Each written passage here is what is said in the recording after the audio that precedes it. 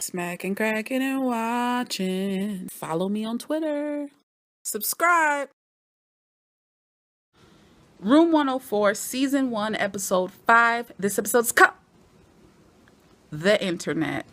And congratulations goes to Room 104 on HBO every Friday night. These guys have got renewed for Season 2. I thought this show was going to be one of those limited series type of situations to where they just knock out one season and they're done.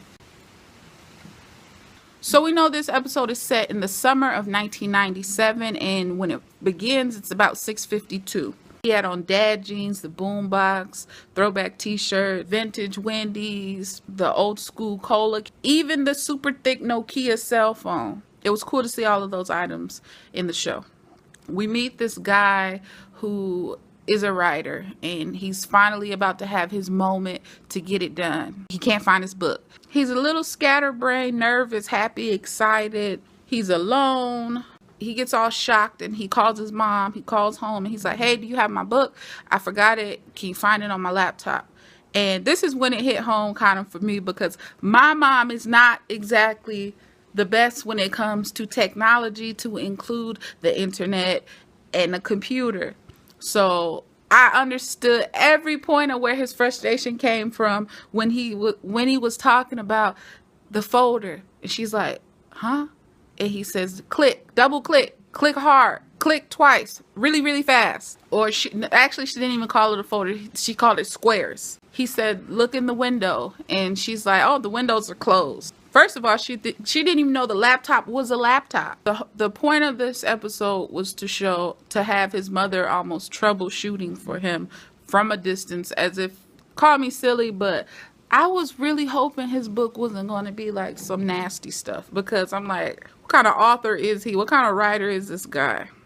He's got happy boxers on. He's got happy draws. Come on. I don't know. And don't knock him for his audio cassette book, because, I mean, what do we do now? A podcast? We could laugh at an audio book now, but isn't that a podcast? They also snuck in an Ellen reference. And I remember when they canceled Ellen's TV show, and I was probably like in 6th grade or something like that. I was like, "Oh, why they cancel her show?" And now look, she's got like the hottest show ever, right? So his mom hates the title of his book, right? This episode is funny. I don't care. I want to know how you guys interpret, how you guys felt about it. This episode is funny. She hates the title of his book. She wants she wants everything in life to be simple. Why use a typewriter? Use a notebook. Forget computers. Name your book the Future Dinosaur.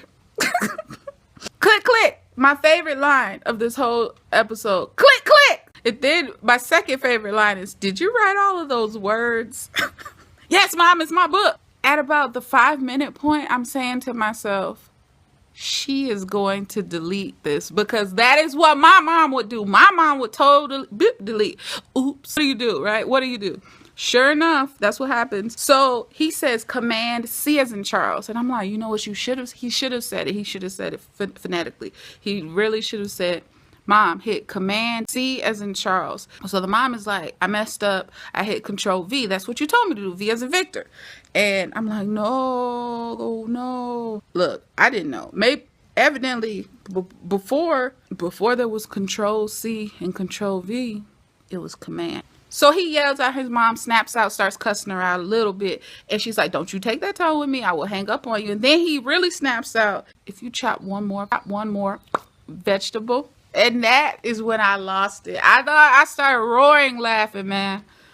So Anish snaps and he sends his mother to the Mac store. She's like, "No, the way you're talking to me." No. They both end up digging so deep into their anger that it triggers their truth. And when the truth is triggered, it's life-changing for both of them. He starts talking about, you can't understand English. He's saying his truth of, I want to be a writer. This is what I want. And a writer can be successful. And the mom is saying she believes to be successful. She's mad because she feels he's not going in the path that he's very well capable of being. And then she snaps and she says, "You're just like her."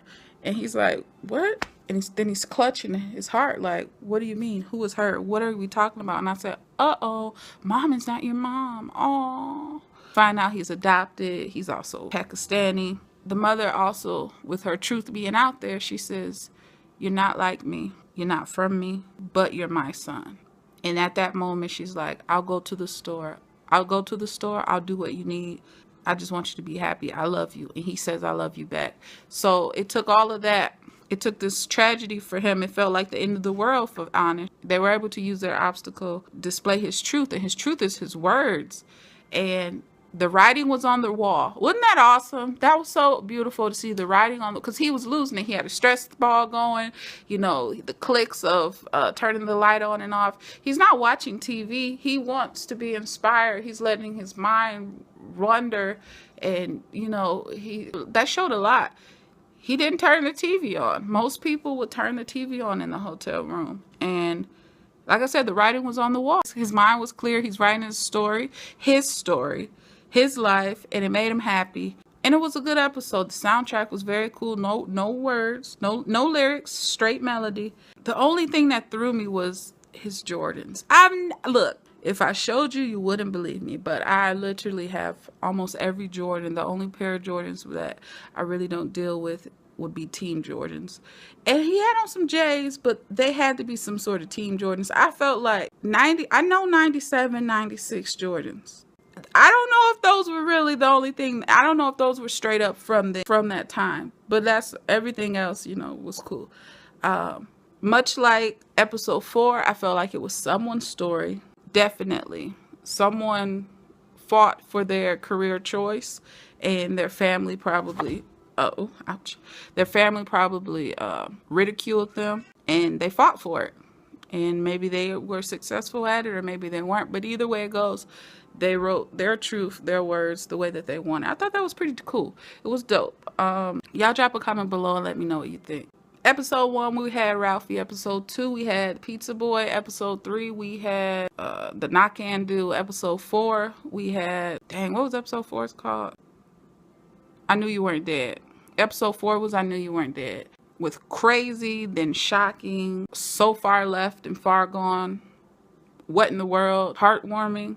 They're taking us through all these emotions. This story was an emotional one, because that's a lot to find out to find out someone who you've always called mom, mother, your parent is not necessarily your biological parent. And that, I could only imagine that's life-changing. That could anger some. It would invoke so much anger and frustration and hatred. I mean, let's be honest, he wasn't hating towards his mom. He was receptive to it.